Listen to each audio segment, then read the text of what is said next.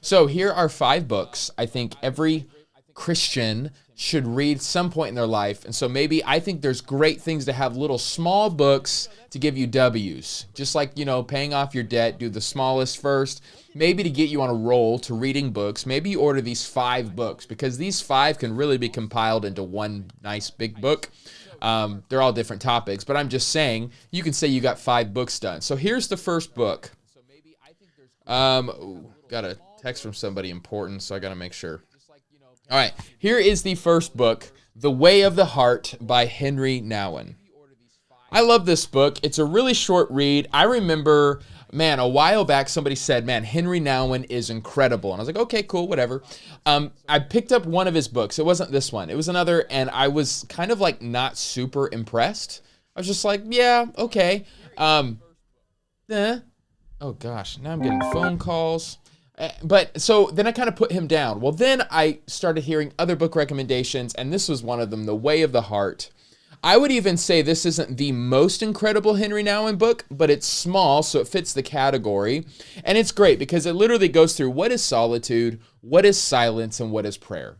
So if you're somebody who's really trying to up their spiritual formation game, which I think the whole point is not a game, but if you're really trying to reach out to the Lord, experience Him in a deeper way, this has a lot of profound statements. This has a lot of profound words of encouragement that I needed at my stage of life when I read it. I was just like, I need to read this again and again and again.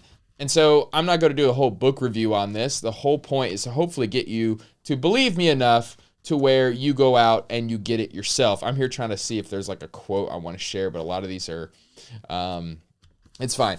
Go get The Way of the Heart by Henry Nouwen, especially if you're somebody who's trying to think through, how can I engage in solitude, silence, and prayer? And let's be honest, in our culture, those 3 things, we're like the worst at, right? So this book, it's such a short read. And one more thing on this, a lot of these type of books I read, and it's like, talking about how people pray 4 hours a day, and then you're just like, you feel condemned, right? You're like, man, why can I feel like such a failure. So this isn't that kind of book where you read it and think, there's so much more I need to do.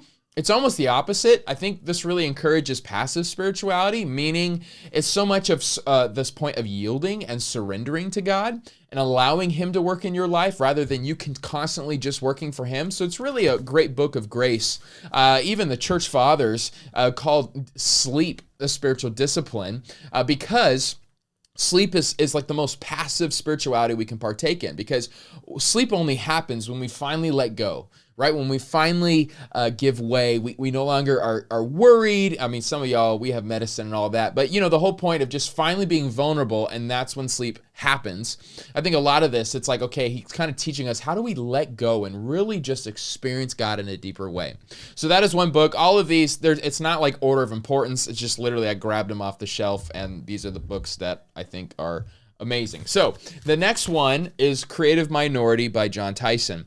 This is a great book if you're considering ministry, if you're in ministry, if you are somebody who wants to participate in the local church. So just any Christian leader, any Christian really, should read this book. I mentioned it yesterday on my live stream, but I really love about this book is he talks a lot about culture.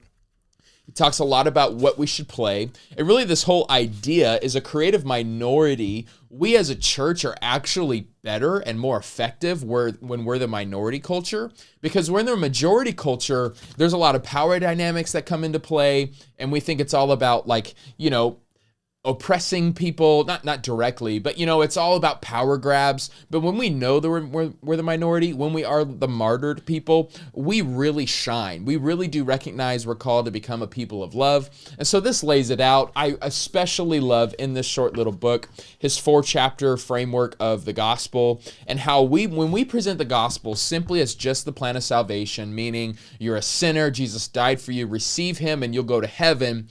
That's not it's compelling, sure. I mean, I believe that message alone can save you if you surrender, but the gospel is more holistic than that. It's more compelling than that. We are entering in with Jesus, right, to bring back the kingdom. We're here to fulfill His prayer, your kingdom come, your will be done on earth as it is in heaven. And so we have a different disposition on how we do ministry, how we love the others. And so this is such a great little small book. I think it's a great resource for everybody. I know this is straight up $5 on Amazon. John Tyson's a great leader. I so appreciate him. I really like his reading style more than anything. I appreciate his sermons, but more than that, I appreciate his books and just his thoughts in general. I am pushing through this. Facundo said, can't buy more of your recommendations till next year. You know what? That's why I have been hesitant in giving more book recommendations, because I do know, it hits the budget. This book I read in one day.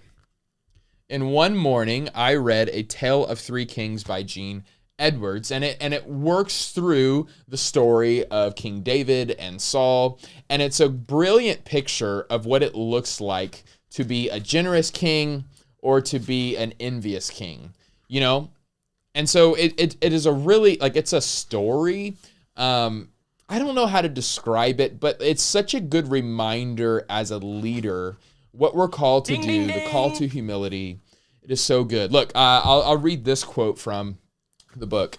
David taught me losing, not winning, giving, not taking.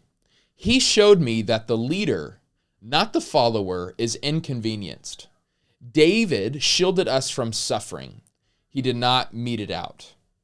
That's what I love. So what are we called to as a leader? It's a humbling reminder. It's kind of like a good reminder of 2 Corinthians 4, right? Where we're persecuted but not abandoned. We are struck down but not destroyed. But as we carry around the death of Jesus, it brings about the life of Jesus and others. And so I really, really am encouraged by A Tale of Three Kings. And I read it in one sitting.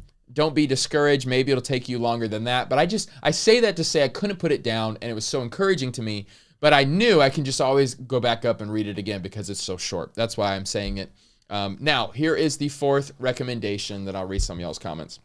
Fourth recommendation. Now, in this book, I would say, to a degree, I would argue, let me just say this. Every book I read, it's not like I agree to the whole thing wholesale. It's perfection, right? Except the Bible. But even that, we can interpret it wrongly, and it kind of gets really messed up. So this book is called Surrender to Love by David Benner. And it came to my soul at just the perfect time. I think I read this for the first time 2 years ago. And even now, I should read it again because I feel like with recent happenings in my life, I've just kind of had a new awakening of the grace of God in my life and his love for me. And this book, I just kind of constantly go back to and read some of the quotes. What I don't agree with, but I understand where he's going-ish. He does seem to almost downplay sin. I know that's kind of what people say. It's like, man, he needs to, but I think his whole point was saying in light of love, so my Reformed brothers and sisters probably wouldn't enjoy this as much.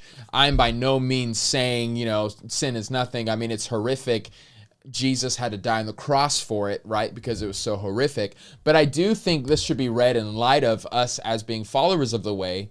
I do think sometimes we think about sin more than we think about our Savior. And so I think this book is a great way to remind yourself just how good God is to us and how loving he is. I mean, even this line, kind of makes me uncomfortable, but it shouldn't.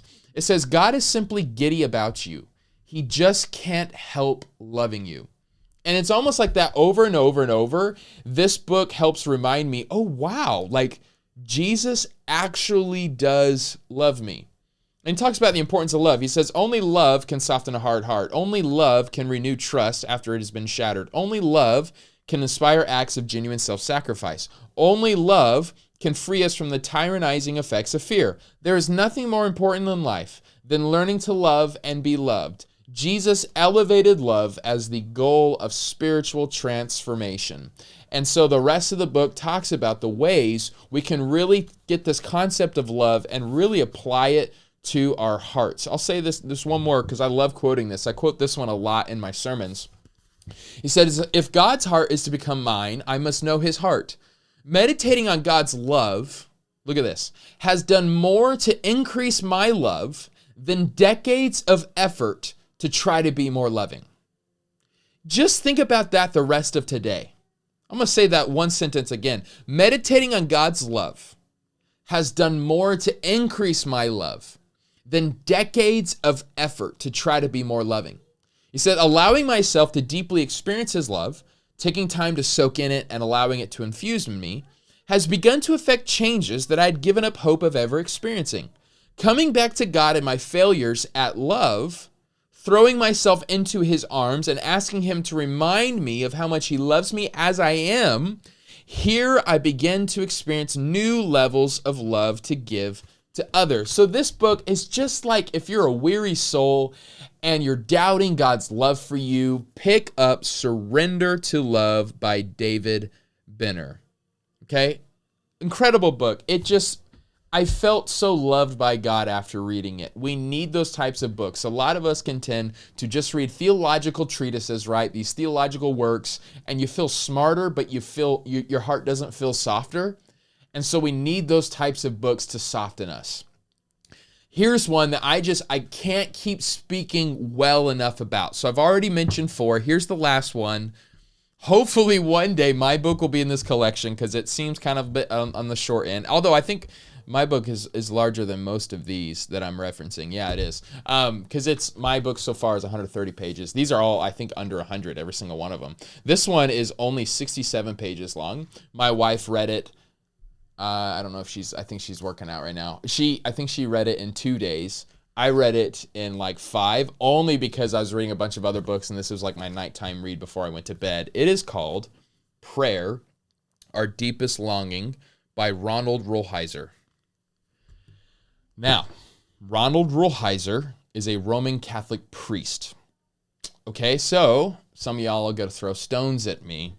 He is my favorite Catholic author. I don't read many of them. Actually, I think it's fair to share. Henry Nouwen is a Catholic priest as well. So now, there's a reason I'm Protestant. Okay, so I just want to be clear on that. But I do think there's a lot we can learn. And especially in this book, there is one page, I don't know where it's at, but I thought, all this is terrible. Like, I don't agree with this at all. But the rest of it was like, this is just so good for the soul. And it was all about prayer, okay? And so it talks about the struggle in prayer. How do we hear God's voice when we pray? And then understanding priestly prayer. It is so good. Let me see if I can give a quote okay, like look how many earmarks I have in this one. Oh, look at that. Like, there's so many quotable things here that I think is so good, and I'll have to give my wife props.